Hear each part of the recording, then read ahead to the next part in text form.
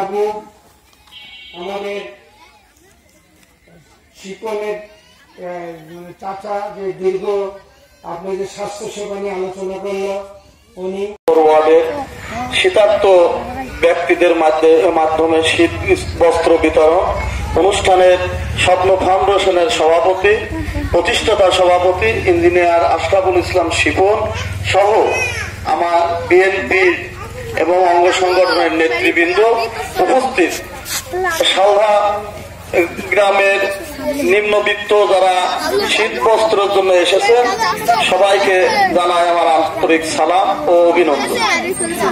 বিপ্র হত দরিদ্র মানুষের সাথে কাজ করার জন্য এই স্বপ্ন ফাউন্ডেশনের তৈরি হয়েছে, যাতে আপনারা যারা দুস্থ মানুষ এই হাটাশরীপুর ইউনিয়নে বসবাস করেন তাদের পাশে এসে সাহায্য করতে পারে। এই সাহায্য করতে হলে আমাদের যারা বিগত সরকার ছিলেন তাদের সাথে আমাদের এই স্বপ্ন ফাউন্ডেশনের, আমরা যেহেতু বিএনপি মনা লোক, এই স্বপ্ন ফাউন্ডেশনের প্রতিষ্ঠাতা হিসাবে আমরা সবাই জড়িত। সেই বিএনপি মনা লোকের কারণে আমরা বিগত কয়েকটি বছর খুব খারাপ অবস্থায় আমাদের পার করতে হয়েছে।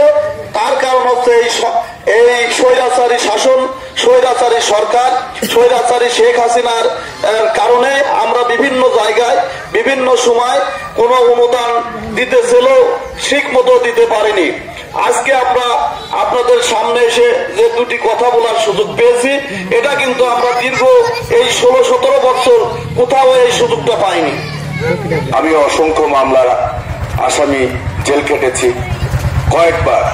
আমার বাবুল ভাই, সাহেব আলী, এখানে যারা আমরা হরিপুরে বিএনপি করেছি সকলেই কিন্তু মামলার জর্জরিত, অনেক কষ্টে জীবন পার করেছি। তাই আপনাদের জন্য কিছু হয়তো করতে পারি নাই। আমরা করোনাকালীন সময় হরিপুর ইউনিয়নে আমরা এখানে যারা উপস্থিত, আমরা সকলে করোনার সময় কিন্তু সাধারণ মানুষের পাশে এসে দাঁড়িয়েছি।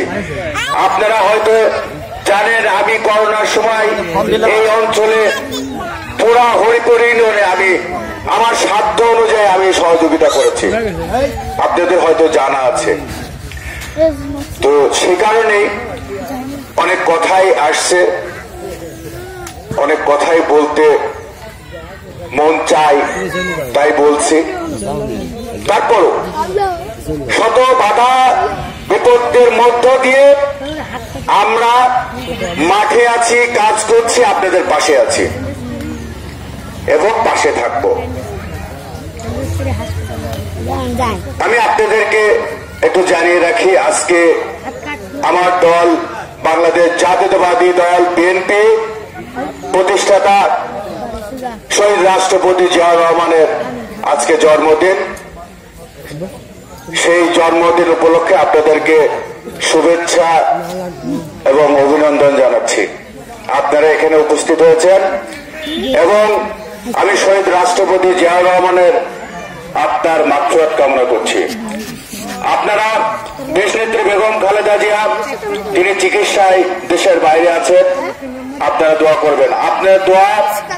আপনাদের দোয়া আল্লাহ পাক কবুল করবেন। সেই কারণে আপনারা দেশনেত্রী বেগম খালেদা জিয়ার জন্য দোয়া করবেন। আর স্বপ্ন ফাউন্ডেশন আপনাদের জন্য আছে এবং থাকবে, আপনাদের সাথে কাজ করবে, আপনাদের পাশে থাকবে ইনশাল্লাহ। এই স্বপ্ন ফাউন্ডেশন যখন শিবন যখন প্রতিষ্ঠিত করে, সে আমার সঙ্গে আলোচনা করেছিল, বলেছিল ভাই আমার স্বপ্ন, আমার হরিপুর ইউনিয়ন অধ্যুষিত চর অঞ্চল, আমরা চাই যে আমাদের এই অঞ্চলের মানুষ শান্তিপ্রিয় একটা সংগঠনের মাধ্যমে